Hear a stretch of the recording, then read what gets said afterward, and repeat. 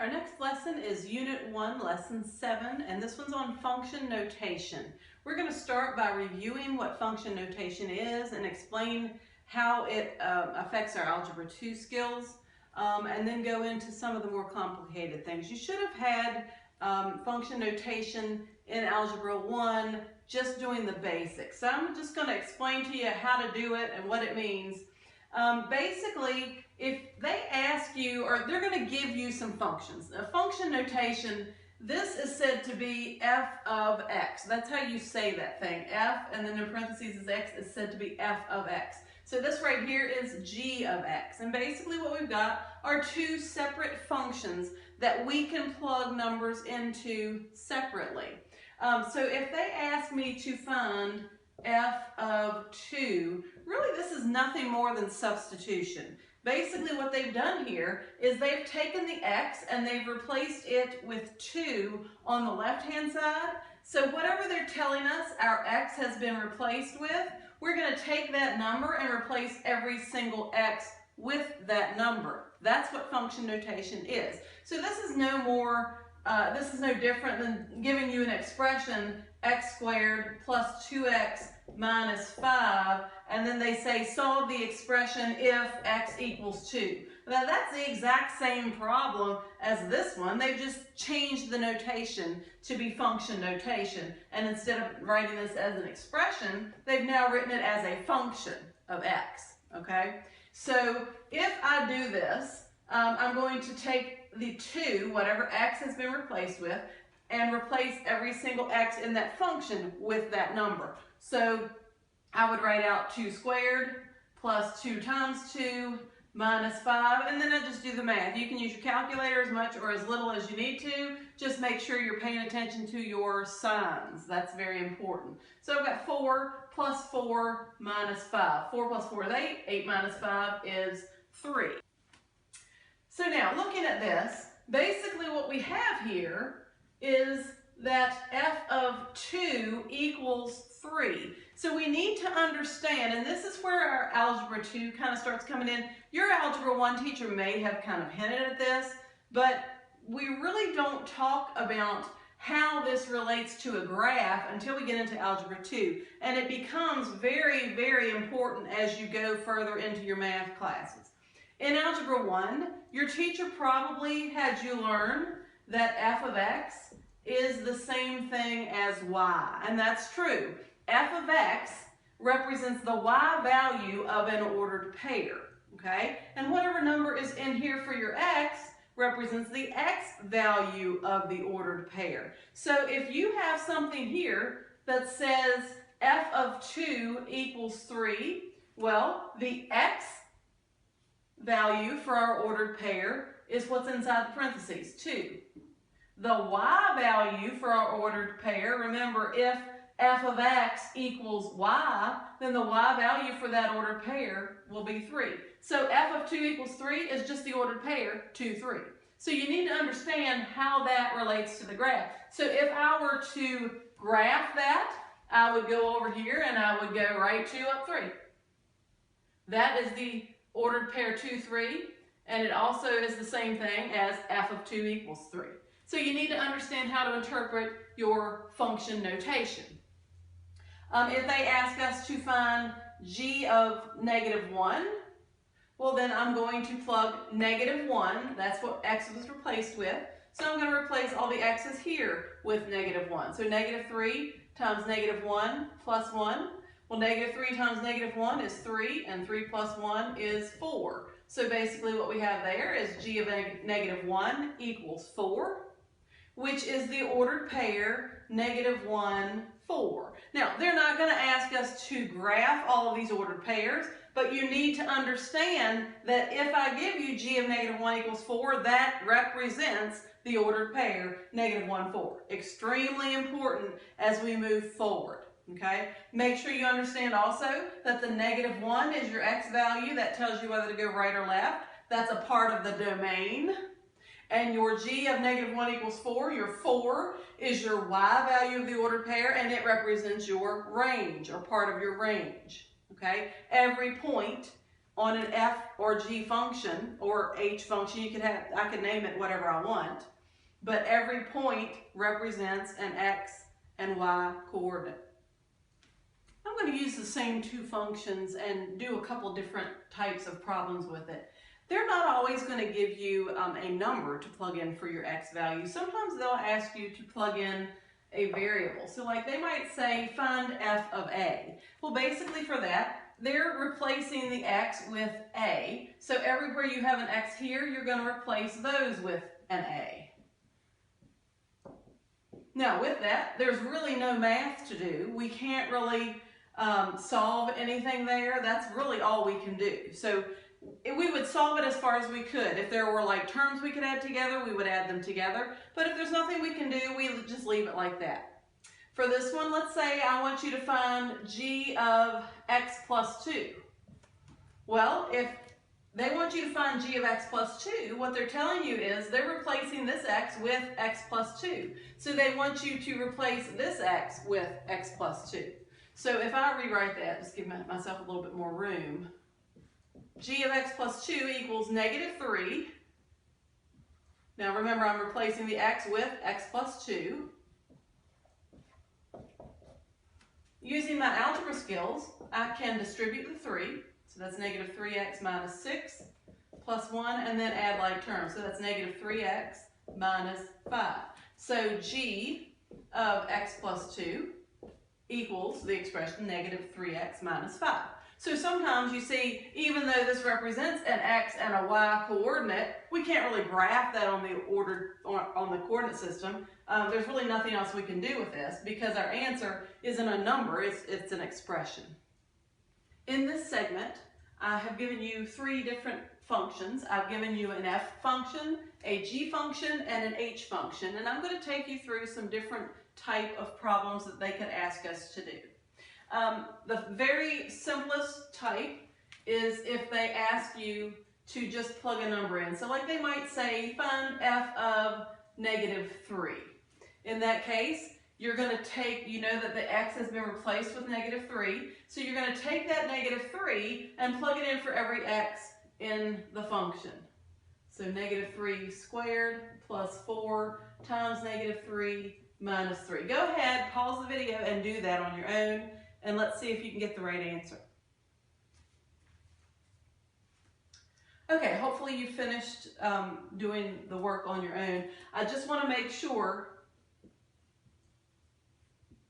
you could do this on a calculator, but if you do it in your head, that's fine. Sometimes though, when you do this in the calculator, if you don't do the syntax correctly, the calculator is going to get the answer wrong. If I'm using a calculator to do this, I want to make sure I put that negative 3 in parentheses if I take it to its square power. Otherwise, I want to put in the calculator negative 3 times negative 3. Now, hopefully you don't need a calculator for that. It's honestly faster to just do it in your head if you know your math facts. So negative 3 squared, anytime you have 2 negatives, it's going to give you a positive. In fact, anytime you're multiplying 2 negatives together, or you have an even power of negative numbers, it will cancel out the negative sign. So what we have here is 2 times positive 9, and then 4 times negative 3 is negative 12 minus the 3. And so 2 times 9 is 18, 18 minus 12 minus 3, 18 minus 12 is 6, 6 minus 3 is 3. So f of negative 3 is equal to 3. Again, that's the ordered pair negative 3, 3 if they ask us to graph it. Another type problem they might ask you to do, they might say find g of negative 2 plus h of 4. Well, if they do that, what you're going to do is you're going to find g of negative 2, then you're separately going to find h of 4, and then you're going to add your 2 answers together. So it is as simple as it looks. It just looks different than the other examples that we've done. So g of negative 2. If I plug negative 2 in for every x here. Now, think about what that means. You've got a negative in front of your x. I wanted to make sure I gave you an example like this because sometimes kids forget about that negative sign. What that means is negative 1 times x plus 2. Okay, you can't forget those simple facts from Algebra 1. So what I have here is negative 1 times negative 2 plus 2. And then negative 1 times negative 2 is 2 plus 2 is 4. So g of negative 2 is 4. And then h of 4, I'm going to plug 4 in for your h, or your x here. So that's 4 squared plus 1. Well, 4 squared is 16. 16 plus 1 is 17. And we have to add our two answers together, and that gives me 21. So sometimes you might have more than one function in the same problem. You just do each separately and then move forward. Here's another type of example. In this one, they want you to find 2 times g of 5 and then add that to 3 times h of negative 1. So what I would do here is I would figure out what g of 5 is, figure out what h of negative 1 is, and then plug back into that expression. So let's find g of 5. If I do g of 5, that's going to be negative 1 times 5, which is negative 5, plus 2, or negative 3. And then if I find h of negative 1, that's negative 1 squared plus 1, which is 1 plus 1, or 2. So now I'm going to take these numbers and plug them back in over here. So I've got 2 times g of 5 was negative 3, plus 3 times h of negative 1 was 2. And then 2 times negative 3 is negative 6. 3 times 2 is 6. Negative 6 plus 6 is 0. This is something called a composite function. You will hear the term composite function quite a bit. And in a composite function, what you have is a function within a function. Okay? When you have that, you have to work your way inside out. It's kind of like order of operations. You're going to take the innermost function, find it, and then take that answer and plug back in for what you have. So the innermost function here is g of 2. So that's what I'm going to find first. I'm going to find g of 2. So if I do that, I'm going to plug 2 in here. So that's negative 1 times 2 is negative 2 plus 2, that is 0. Well, if g of 2 is 0, what I'm going to do is I'm going to take that, plug it in for g of 2 there. So that would be f of the answer for g of 2, which was 0. And then I plug 0 into the f function. So if I do that, I have 2 times 0, that's 0. 4 times 0 is 0, and then minus 3. So my answer would be negative 3. So it's a composite function when you have a function within a function. And there is no limit to this. I could do a whole bunch of functions within each other and ask you to solve that. Okay, here's an example of where I have several functions within functions. So this is a composite function, and we can work our way inside out to solve this function.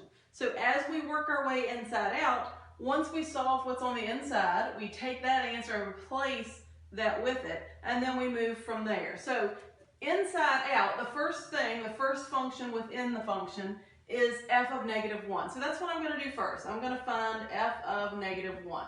So I'm going to plug negative 1 in for every x in the f function. So I've got 2 times negative 1 squared plus 4 times negative 1 minus 3. And real quick, we'll do the math there. Negative 1 squared is 1 times 2 is 2 minus 4 minus 3. 2 minus 4 is negative 2 minus 3 is negative 5. Okay, so f of negative 1 is negative 5. I'm going to replace f of negative 1 with its answer, negative 5. Remember what property that is? That is substitution. We're substituting it for its answer. Then I'm just going to copy everything else down that was there before. Then the next innermost function is h of negative 5. So that means I need to plug negative 5 into the h function. So if I do that, h of negative 5 equals negative 5 squared plus 1. Well, negative 5 squared is 25. 25 plus 1 is 26. So I'm going to replace the h of negative 5 with 26. Okay, so now all I have left is g of 26. So I'm going to plug 26 into the g function. So if I do that, I've got negative 1 times 26 is negative 26 plus 2, which is negative 24. So the answer to g of h of f of negative 1 is negative 24. Here I have an expression involving several different functions, and this time when we plug into the functions, we're going to have expressions as our answer. We're not just plugging numbers in this time, so it makes it a little different. It's not really any more difficult. You're going to use your Algebra 1 skills to help you add like terms after you've plugged in. So basically what I'm going to do here is the 2, I can't really do anything with that till later, so I'm going to bring it down. F of A is what I get when I plug A into all of the x's up here. So I'm going to do that. So I've got 2 times A squared plus 4A minus 3. I'm going to add to that g of 3a. Well, if I plug 3a into the g function, that gives me a negative 3a, so that's going to be a minus 3a plus 2. And then I have a minus h of 2a. Okay, this is tricky because that minus sign is subtracting both terms here. So I have to be real careful not to drop that minus sign. So let's see, if I plug in 2a for every x here, I have 2a squared plus 1. Well, hopefully you know 2a squared is 2a times 2a, or 4a squared. And that'll be a plus 1. So that is h of 2a. I have to subtract that entire expression, which means I have to distribute my minus sign. It is very easy to miss that, so be careful there. That's an algebra skill you don't want to lose. Okay, so if I do that, I've got the 2 on the outside still. I'm not going to distribute till the very end, it's easier. I've got 2a squared plus 4a minus 3 minus 3a plus 2 minus 4a squared minus 1. I always encourage my students to show that step so that they don't lose the minus sign. It's very easy to miss that.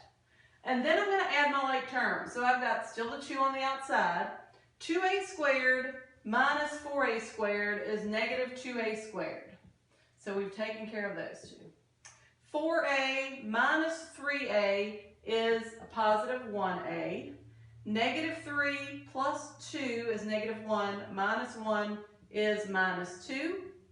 And then I distribute the 2. So I've got negative 4a squared plus 2a minus 4, and that is my final answer. Here I've given you 3 new functions. I want you to solve these 3 problems. Pause the video and see how you do, and then I'll come back and show you the answers.